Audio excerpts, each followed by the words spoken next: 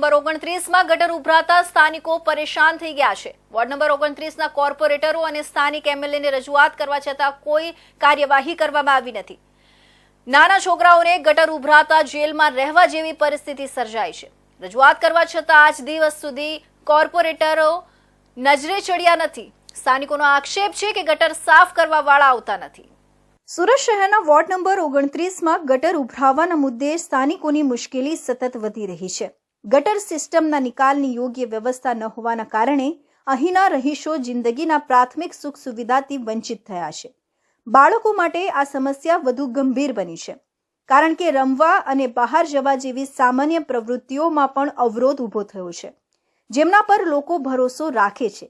એવા કોર્પોરેટર સુધાબેન, વૈશાલીબેન, બસુભાઈ અને કનુભાઈના નકારાત્મક વલણને લઈને સ્થાનિકોમાં નિરાશા જોવા મળી છે। સ્થાનિક ધારાસભ્ય મનુ પટેલ પર પણ આક્ષેપ કરવામાં આવ્યો છે। તેમનો આપણા ધારાસભ્ય આપણા આંગણે કાર્યક્રમ માત્ર ફોટો સેશન પૂરતો જ મર્યાદિત છે અને વાસ્તવિક સમસ્યાઓના નિરાકરણ માટે કોઈ પગલાં લેવામાં આવ્યા નથી।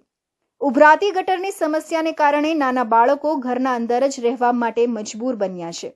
તેમના માતા પિતા આ સમસ્યાને કારણે ચિંતામાં મુકાયા છે, કેમ કે ગંદકી અને બિન સ્વચ્છ વાતાવરણથી રોગચાળાનું જોખમ વધી રહ્યું છે।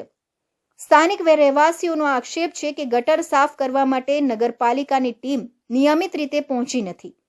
વારંવારની રજૂઆત કરવા છતાં આ સમસ્યા કાયમ રહી છે, જે પ્રશાસનના બેદરકારીના દાખલા તરીકે જોઈ શકાય છે।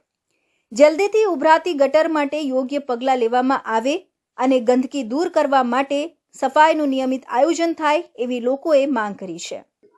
આ સોસાયટી જમનાનગર છે, બેસ્તાનમાં આવેલી છે અને સમસ્યા અહીંયા ડ્રેનેજ લાઈનનું પાણી વારાઘડી ઉભરાતું હોય છે અને બહુ ગંભીર હાલત છે। 10 વર્ષથી લોકો રહે છે અહીંયા, જે મકાન બનાવીને માલિકો પણ કંઈ ધ્યાન નથી રાખતા અને છેલ્લા અઠવાડિયાથી આ પાણી રોજ ઉભરાતું હોય છે। સ્થાનિક કોર્પોરેટરને અહીંયાના લોકો સ્થાનિક લોકોએ બહુ રજૂઆત કરી છે, કોઈ પણ સ્થાનિક કોર્પોરેટર અહીંયા જોવા નથી આવ્યા કે પ્રજા અહીંયા જીએ છે કે મરે છે। અહીંયા સ્થાનિક કોર્પોરેટર વૈશાલીબેન પાટીલ છે, સુધાબેન પાંડે, બંસુભાઈ યાદવ અને એક પટેલભાઈ છે, એમનું નામ મને પૂરું યાદ નથી, લેકિન પટેલભાઈ અને બંસુ યાદવને આ આખા વોર્ડ નંબર 29માં કોઈ આ માણસો જોવામાં નહીં આવ્યો કે માણસ કઈ કામ કરી ગયા છે। અમે સ્થાનિક કોર્પોરેશનમાં અમારા શહેર પ્રમુખ ખાતે અમે અઠવાડિયા પહેલા પણ ગયેલા અરજી આપવા માટે। આ જમનાગરનું અમે રજૂઆત રહી છે, મારા લેટર પેડ પર લિખિતમાં આપી છે અને ઓનલાઈન અરજી પણ આપી છે જમનાગરની ડ્રેનેજના વિભાગમાં પણ। જો સમસ્યાનો ઉકેલ નહીં લાવવામાં આવે તો સ્થાનિકો આંદોલન કરવા માટે મજબૂર થઈ શકે છે। સ્થાનિકો માટે આ સમસ્યા માત્ર અસુવિધાની નથી, પરંતુ તેમના દૈનિક જીવન અને સ્વાસ્થ્ય પર સીધો અસરકારક બની છે। વિજ્ઞાન અને ટેકનોલોજીથી સજ્જ શહેરી જિંદગીમાં આવી પરિસ્થિતિ